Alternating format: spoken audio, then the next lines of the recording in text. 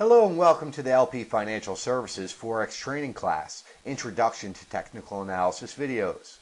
In Lesson 1, Chart Patterns, we continue with pattern number 3, our Head and Shoulders pattern. A head and shoulders is a chart pattern used to predict the reversal of a current uptrend. This pattern is identified when the price action of an instrument meets the following characteristics. Number 1, we rise to a peak and subsequent decline. Number 2, then the price rises above the former peak and again declines. And number 3, finally rises again, but not to the second peak and declines once more. The first and third peaks are the shoulders, and the second peak forms the head. Investors typically enter into a short position when the price drops below the support of the neckline. The target for a head and shoulders is found by subtracting the distance from the neckline to the top of the head from the bottom of the neckline. Can you see the head and shoulders pattern? When we take a closer look at pattern 3, or head and shoulders pattern, we see the rise and the subsequent drop, which form the left shoulder. The next rise goes higher than the left shoulder, but pulls back to the same support area. This forms the head. One last rise by the buyers takes us up, but we can only equal the peak of the first shoulder, and we subsequently decline.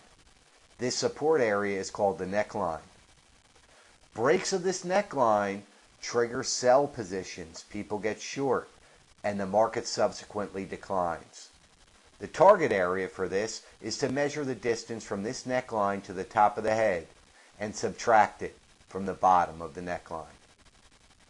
This is a great example of pattern number 3, our head and shoulders pattern, which is a reversal pattern.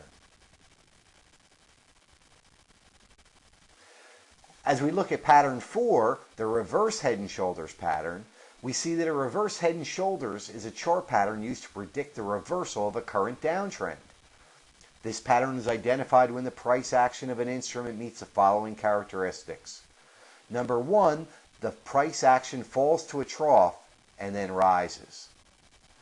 The price falls below the former trough again and then rises again. Finally, the price falls one last time, but not as far as the second trough. Once this final trough is made, the price heads upward towards a resistance found near the top of the previous troughs. Investors typically enter into a long position when the price rises above the resistance of the neckline. The first and third trough are considered shoulders, and the second peak forms the head. The target for a head and shoulders is found by adding the distance from the neckline to the bottom of the head. You add this distance to the top of the neckline.